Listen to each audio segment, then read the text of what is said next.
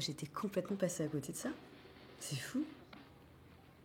Par contre, je me souviens très bien de toute l'agitation qu'il y avait eu au Salon du Livre à Paris, ça, ouais. Mais en même temps, j'ai des copines autrices qui m'avaient expliqué qu'elles ne touchaient aucun droit d'auteur sur les livres d'occasion ou soldés. Et sauf que moi, je suis écolo. Donc j'ai toujours appris à acheter mes livres d'occasion ou en solderie. Parce que j'ai toujours pensé que valait mieux utiliser un livre déjà imprimé totalement en bon état que d'en réimprimer et gâcher des arbres, inutilement. Et sauf que j'avais pas réalisé du tout qu'en faisant ça, je sauvais la planète, mais je sacrifiais les auteurs, du coup. Et ça, c'était pas... Quand je l'ai appris, j'étais pas contente. Du coup, avec quelques potes, on a décidé de créer le label Lecteur Responsable. C'est hyper simple, on a créé un site sur lequel il y a toute la liste des éditeurs. Donc, voilà. Et comment on a fonctionné? On a commencé par répertorier tous les éditeurs qui imprimaient en France sur du papier recyclé. Et ensuite, on est allé beaucoup plus loin.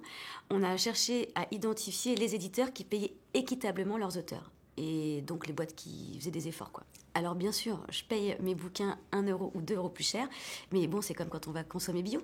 On accepte de payer plus cher parce que c'est un engagement et que ça rentre dans notre éthique vis-à-vis de la planète et là, en l'occurrence, vis-à-vis des auteurs. Moi, je trouve ça chouette que les auteurs soient bien payés. Et puis en plus, le bouquin, moi, je le garde toute ma vie après. Dans le même temps, les auteurs se sont battus pour la création d'une taxe sur le livre d'occasion. Et du coup, cette taxe, maintenant, elle alimente un fonds pour les auteurs et les libraires les plus précaires. Donc nous, on trouvait le combat génial. Du coup, on les a soutenus à fond. On a créé un compte Twitter pour relayer toutes leurs actions. On a manifesté avec eux et on a également fait signer une tonne de pétitions. Du coup, maintenant, ma démarche, elle est pas seulement écolo, elle est aussi éthique et engagée. Je vais toujours m'acheter des livres d'occasion quand il s'agit de vieux ouvrages. Mais sinon, s'il s'agit de titres récents, je vais en librairie. Et comme ça, je soutiens et la planète et les auteurs.